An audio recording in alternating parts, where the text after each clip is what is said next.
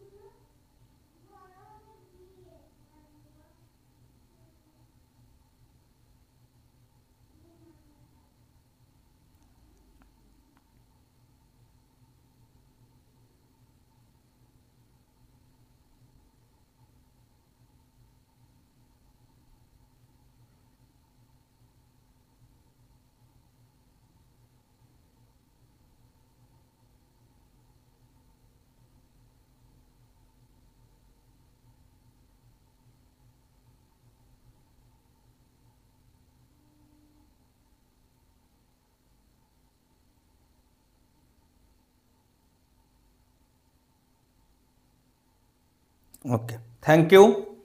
সকলকে অসংখ্য ধন্যবাদ আমার সমস্ত দর্শককে নীরবতা পালন করার জন্য। চলুন এরপর তাহলে আমরা মূল আলোচনার টপিকে ফিরে যাই। প্রথমে আমরা তেজস বিমান দুর্ঘটনা দেখার আগে তেজস যে বিমানটা সেই সম্পর্কে চলুন আমরা কিছু তথ্য জেনে নিই। তার কারণ কি, এই বিমান সম্পর্কে কিন্তু বিভিন্ন তথ্য আপনাদেরকে পরীক্ষায় ধরতে পারে। ঠিক আছে, এই যে তেজস যে বিমানটা, এই বিমানটা কে তৈরি করেছিল? প্রোডাকশন কোম্পানি হচ্ছে হেল। আমরা সবাই জানি হেলের ফুল ফর্ম, কিন্তু অনেক সময় জিজ্ঞেস করতে পারে। হেলের ফুল ফর্ম হচ্ছে হিন্দুস্তান এরোনটিক লিমিটেড। অর্থাৎ এই বিমানটা পুরোপুরি কিন্তু দেশীয় প্রযুক্তিতে তৈরি ছিল। তাহলে এটা মনে রাখবেন, এই বিমানটা তৈরি করেছিল কোন কোম্পানি? হেল কোম্পানি তৈরি করেছিল, যেটা আমাদের দেশীয় কোম্পানি, হিন্দুস্তান এরোনটিক লিমিটেড কোম্পানি। চলুন এরপর আমরা কি দেখে নেব এই বিমানটার প্রকৃতি কি ছিল। এই তেজস বিমানটা ছিল অ্যাকচুয়ালি যুদ্ধ বিমান ছিল। ঠিক আছে, এটা কোনো যাত্রীবাহী বিমান কিন্তু ছিল না। বিমানের প্রকৃতি কি ছিল? যুদ্ধ বিমান। আচ্ছা, এই যে বিমানটা ছিল, এই বিমানটা কোন প্রজন্মের বিমান ছিল? কোশ্চেন ধরতে পারে। চলুন দেখে নিই। 45 প্রজন্মের যুদ্ধ বিমান ছিল এটা। আচ্ছা, এবার চলুন আমরা তেজসের গঠনটা একটু আমরা দেখে নেব। তেজসের কিরকম গঠন ছিল না, 1 ইঞ্জিন বিশিষ্ট লাইট কম্প্যাক্ট এয়ারক্রাফট ছিল। তাহলে ইঞ্জিন কত ছিল? 1 ইঞ্জিন বিশিষ্ট লাইট কম্প্যাক্ট এয়ারক্রাফট কিন্তু তেজস বিমানটা ছিল। ঠিক আছে, আর কি ছিল? এতে একটা লেজার গাইডেড মিসাইল ছিল। কি ছিল? Laser guided missile. এটা মনে রাখবেন। 2 নম্বর কি, এতে কি ছিল? লেজার গাইডেড মিসাইল ছিল। ঠিক আছে, গাইডেড মিসাইল ছিল। তাহলে এই গঠনটা কিন্তু আমরা দেখে নিলাম। এবার চলুন এই তেজস বিমানের সর্বোচ্চ গতিটা আমরা দেখে নিই। এই তেজস বিমানের সর্বোচ্চ গতি ছিল প্রায় 2200 কিলোমিটার পার আওয়ার। ওকে, আচ্ছা, আক্রমণ ক্ষেত্র, এই বিমানটা কোন ক্ষেত্রে আক্রমণ করতো না, আকাশ টু আকাশ, আকাশ থেকে আকাশ এবং আকাশ থেকে ভূমি নিচে, এই দুটো ক্ষেত্রে কিন্তু খুব নিখুঁতভাবে কিন্তু আক্রমণ করতে পারতো।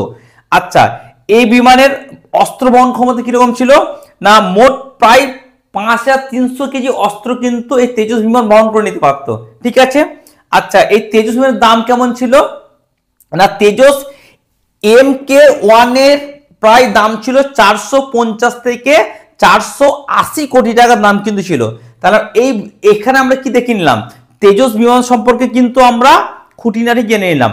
সেই বিমান কে তৈরি করছে, তার প্রকৃতি, প্রজন্ম, গঠন, সর্বোচ্চ গতি, আক্রমণ ক্ষেত্র, অস্ত্র বহন ক্ষমতা, দাম ইত্যাদি কিন্তু আমরা সবকিছু দেখে নিলাম। এবার চলুন তেজস বিমান সম্পর্কে আরো অনেক তথ্য আমরা জেনে নিই, বা এই তেজস দুর্ঘটনা কি কারণে হয়েছিল, কি জন্য হয়েছিল, সে সম্পর্কে চলুন আমরা একটু এবার আমরা দেখে নেব তেজসের সফর কখন প্রথম শুরু হয়েছিল। না, প্রথম সফর শুরু হয়েছিল 2001 সালে তেজস প্রথম উড়ানের সফর শুরু হয়। ওকে, এরপর দেখে নেব ছাড়পত্র সম্পর্কে। না, 2015 সালে ছাড়পত্র দেয় ভারতীয় বায়ুসেনা এবং 2021 সালে সম্পূর্ণ ছাড়পত্র পায় তেজস। তাহলে আমরা দেখে নিলাম। এরপর চলুন আমরা দেখে নেব তেজসের দুর্ঘটনার বিবরণ। এই তেজস বিমানটা কিন্তু দুইবার দুর্ঘটনায় সম্মুখীন হয়েছিল। প্রথম কত তারিখ হয়েছিল? 12/3/2024 সালে প্রথম দুর্ঘটনা হয়েছিল। কোথায় হয়েছিল? রাজস্থানের জয়সলমীর হয়েছিল। কিন্তু খুবই খুশি সংবাদ, এই যে দুর্ঘটনা হয়েছিল, এই দুর্ঘটনায় কিন্তু কোনো হতাহতের খবর কিন্তু ছিল না। কিন্তু দ্বিতীয়বার যখন দুর্ঘটনা হয়, অর্থাৎ 21/11/2025 দ্বিতীয়বার দুর্ঘটনা হয় কোথায়? দুবাইয়ে কিন্তু দুর্ঘটনাটা হয়। কিন্তু এই দুর্ঘটনায় আমাদের গোটা ভারতবাসী, আমরা গোটা ভারতবাসী তথা ভারতবর্ষ স্তব্ধ হয়ে যায়। তার কারণ কি? এই দুর্ঘটনায় আমাদের হিমাচল প্রদেশের কাংড়া জেলার বাসিন্দা তথা বীর পাইলট নমন স্যারের প্রাণ হারায় এবং গোটা ভারতবাসী একেবারে শোক স্তব্ধ হয়ে পড়ে। আমরা দেখে নেব এই তেজস বিমানটা যে এয়ার শোতে কলাকৌশলী দেখাতে গিয়েছিল বা কারসাজি দেখাতে গিয়েছিল তার বিবরণ। দেখুন, এয়ার শোর একটু বিবরণ আমরা দেখিনি। যে এয়ার শো হয়েছিল সেই এয়ার শোর নাম কি ছিল? Dubai air show 2025। ওকে, এই দুবাই এয়ার শো 2025 কোন স্থানে সংগঠিত হয়েছিল? না, দুবাইয়ের একটা আন্তর্জাতিক বিমানবন্দরে সংগঠিত হয়েছিল। সেই বিমানবন্দরের নাম কি? আল মকতুম আন্তর্জাতিক বিমানবন্দর। ঠিক আছে, এই যে এয়ার শোটা অনুষ্ঠিত হয়েছিল কত তারিখ থেকে কত তারিখ পর্যন্ত এই শোটা চলেছিল? না, 17 নভেম্বর থেকে 21 নভেম্বর 2025 এই সময় কিন্তু চলেছিল। এরপর কি এই এয়ার শোতে এই তেজস বিমানের কারসাজি দেখাতে গিয়ে আমাদের বীর পাইলট নমন স্যার দুর্ঘটনায় আক্রান্ত হয়। সেই দুর্ঘটনা কখন হয়েছিল? না, প্রায় দুপুর 2টো নাগাদ হয়েছিল। 2 PM কিন্তু দুর্ঘটনাটা ঘটেছিল। এবার দুর্ঘটনার কারণ কি, কি কারণে দুর্ঘটনা হয়েছে সেই ব্যাপারে চলুন একটু জেনে নিই।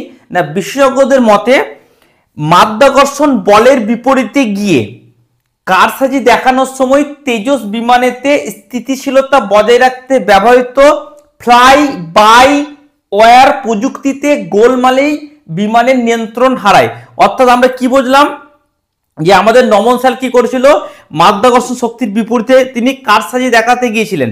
এবার এই কারসাজি দেখা যাওয়ার সময় বিমানের যে স্থিতিশীলতা বজায় রাখার জন্য যে প্রযুক্তি ব্যবহার করা হয়, যে প্রযুক্তির নামটা খুব ইম্পর্টেন্ট, পরীক্ষার জন্য ধরতে পারে, ফ্লাই বাই ওয়্যার, এই প্রযুক্তিটি কিন্তু গোলমালের কারণে বিমানের এই দুর্ঘটনা ঘটে এবং আমরা আমাদের বীর পাইলট নমন স্যারকে হারিয়ে ফেলি এবং গোটা ভারতবাসী তথা ভারতবর্ষ শোক স্তব্ধ হয়ে পড়ে।